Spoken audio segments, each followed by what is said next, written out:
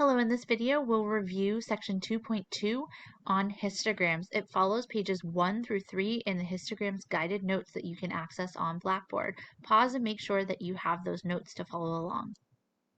What is a histogram? Well, it's a tool used to analyze the shape and distribution of data.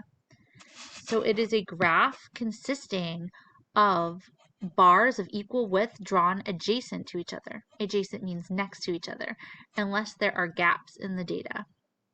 The horizontal scale represents the classes of quantitative data. Remember, our horizontal scale would be our x-axis. The vertical scale, or the y-axis, represents the frequencies. The heights of the bars correspond to the frequency values. Now, a lot of times when you see a histogram, it looks similar to a bar graph. Here's an example of a histogram. And along the x-axis, you're going to have your classes. Along your y-axis, you're going to have your frequencies. F for frequency. It looks very similar to a bar graph, but it's not the same as a bar graph. A bar graph also has an x and a y-axis, and then there are bars going up, just like a histogram. But for a bar graph, we have categorical data. So categorical data might be colors, favorite types of ice cream, for example. But for a histogram, remember that we have quantitative data values that can be distributed into equal classes. So a histogram has quantitative data and a bar graph has categorical or qualitative data. So that's the main difference between them, and it's an important one. What do we use histograms for? Some important uses of histograms are that they display the shape of the distribution of data. So we can take a frequency distribution and change it into a histogram so we can see, is it normal? Is it skewed to the right or skewed to the left? Is it a uniform distribution? What shape does it take on? It shows the location of the center of the data. Where does most of the data fall? The spread of the data, and it makes it easier to identify any outliers. When we're looking at data throughout this course, we are going to use what we call CV dot. We're going to look at the center, the variation, the shape of the distribution, whether there are outliers, and we might look at the time across which something takes. We're going to look at center and variation more in the next unit in chapter 3. But today, we can definitely look at the distribution of the data, and we can do a visual inspection for outliers. We'll learn more about all of these concepts as we go through the course, though. When we make a histogram, we usually do it from a frequency distribution, where a frequency distribution has classes listed, and then the frequencies for those classes are listed next to them accordingly. Just like we can make a frequency distribution or a relative frequency distribution, we can also make a relative frequency histogram, in which instead of using the numbers for frequency, we use a proportion or number from 0 to 1 or a percentage on our y-axis instead of just those numbers. So it has the same shape and horizontal scale as a histogram. It'll look exactly the same, except for that vertical y-axis is marked with relative frequencies instead of actual frequencies. So remember that we're always going to see on that y-axis, you'll have numbers from 0 to 1 at the greatest, because the proportion would be from 0 to 1, or you might see percentages, so from 0 to 100% instead. When we have our histogram, one of the great advantages is it tells us the shape of the data. So remember, normal data is bell-shaped, where it's roughly symmetric. It goes up and meets a maximum about the middle and then tapers down in a symmetric fashion, looking like this. And for a normal distribution, you can say that your average or mean of the data is right in the middle. But also we can say the median of the data will be right in the middle as well. We might see data that is mostly placed in one area but then there are a few data items that are higher than the rest, giving it a tail to the right side. Then we'd say the data is skewed to the right or positively skewed. For this data, if we lined it up all in order, in ascending order, most of the data might fall down here. The middle item would be called the median.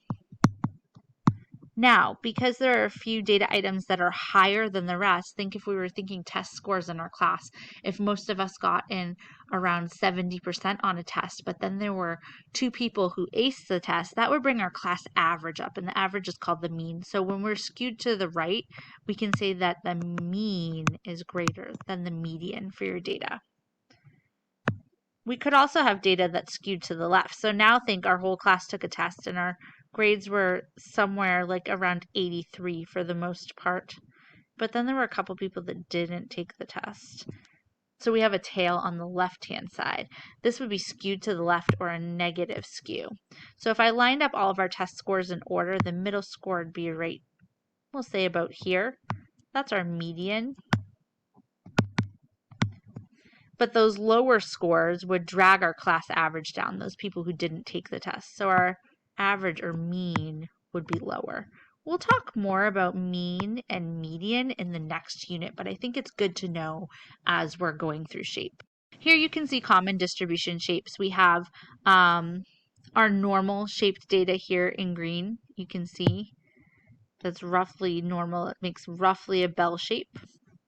To the right here, we have something called a uniform distribution. That means every class has about the same amount, and what you get is a rectangular shape distribution, roughly.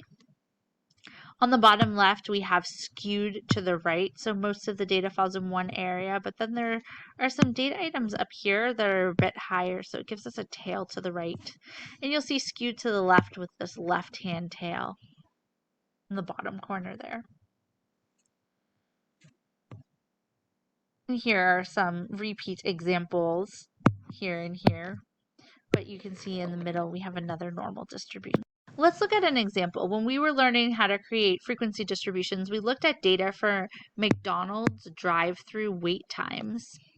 And here's the histogram we came up with for that data. You can see here on the left with 1, 2, 3, 4, 5 classes, and you can see the data. And we can see a frequency distribution on the left, but we can also see a histogram on the right. So this histogram here, we can see the shape of it.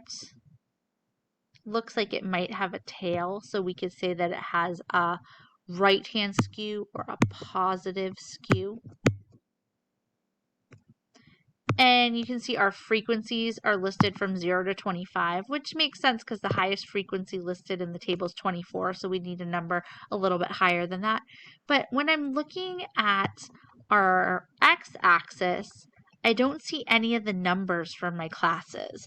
So when you're making a histogram on your own, what you use for your x-axis is you use your class boundaries. And remember, to get those class boundaries, what you do is you take an upper limit for a class and you take the next lower limit and you average them.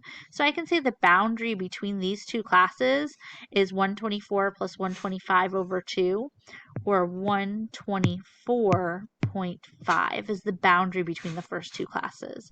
I can follow suit to find the boundary between the next two classes as 174.5.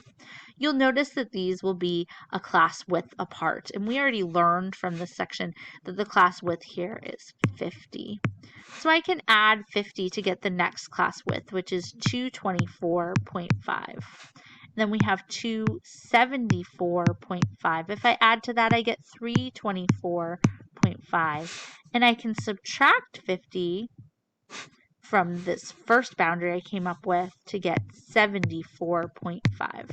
You can see the numbers I came up with here mirror what we see labeled on the x-axis. To make a relative frequency histogram, first we have to find the relative frequencies. So I'm going to take my distribution above and I'm just going to write RF for relative frequencies. And to do that, you take the frequency and divide it by the total number of data items, which happened to be 50. We're going to do that for every item, every frequency listed, and then we'll write the decimal values. You can see our relative frequencies listed as decimals right here, and they'll represent our y-axis. I can see that the highest one is 0.48, so I'm going to label my y-axis all the way up through 0.5, and my x-axis will be the same as it was for our original histogram. I've labeled my axes, and now I can just fill in the bars. So the first bar should go to 0.22. The second bar should go to 0.48. And then we have 0.20, 0.06, and 0.04. You can see that the shape looks exactly like the frequency, just the regular histogram. And so it will also be a positive skew. The only difference here, copy paste image, the only difference here is the y-axis.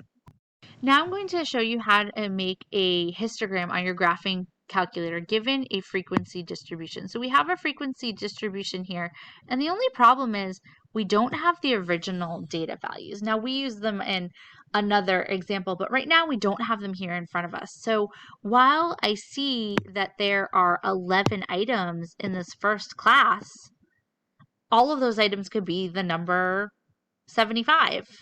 They could all be different numbers. They could one could be 124, another could be 120, another could be 83. We don't know what the numbers are, and that's a problem. So when we're making a histogram in our graphing calculator, what we need to do first is we need to find the midpoints for each class, and we're going to use those in our calculator. So to find the midpoint of each class, what you're going to do is you're going to take the lower limit of that class and add it to the upper limit of that class and divide by 2. So we'll take 75 plus 124 and divide it by 2 to get our midpoint for the first class. And we get 99.5. If you average the lower and upper limits of the second class, you get 149.5. Let's fill out all of the midpoints. I have all the midpoints listed. You can notice that they're 50 apart, which is the class width. Let's take out our graphing calculator. In your graphing calculator, press Stat, and you're going to go to Edit, and you'll see a bunch of lists here. If you have something in your list, you can go and clear the list by highlighting it, pressing Clear, Enter. So I'm going to do that to my list 1 and my list 2 because I don't really need anything else in my list 1 and my list 2. And what we're going to do now is we're going to type in our list 1. We're going to type in our midpoint. So I'll start with 99.5 and go through and type in all of your midpoints. When you have all your midpoints typed into list 1, in list 2, you're going to type the corresponding frequencies. Make sure that the frequency of 11 goes right next to the 99.5. The order does matter. Go ahead and type those in. Once you have your class midpoints in list 1 and your frequencies in list 2, what you need to do is go to second and then press Y equals, which will bring you to your stat plot. And I want you to press enter on the first stat plot. If yours is off, I want you to highlight on and press enter on to turn it on. And then you're going to go down to type and scroll over until you have the histogram highlighted. Once it's highlighted, press enter. Now, we put our X list, that's where the midpoints are. For us, it's in list 1. List 1 might be there by default for you. If it's not, press second and then the number 1. You'll see second is blue and list 1 is in blue above the number 1. Our frequencies, FREQ, are in list 2. So we would press second and then the number 2 and then enter to get our frequencies there. What I want you to do now is go ahead to the top middle where it says zoom and press 9 for zoom stat. What this does is it makes a good window around your data. You can see we have a frequency distribution here, but unfortunately it has 8 classes and doesn't look like the 6 class frequency distribution that we desired. So what we need to do is go to window, and this is where our class boundaries come into play. The lowest boundary that we had come up with before for this frequency distribution was 74.5. That's what we want to put in our X minimum, and our maximum, we wanted our maximum boundary of 324.5. Where it says X scale, we can use the class width from our frequency distribution, which was 50.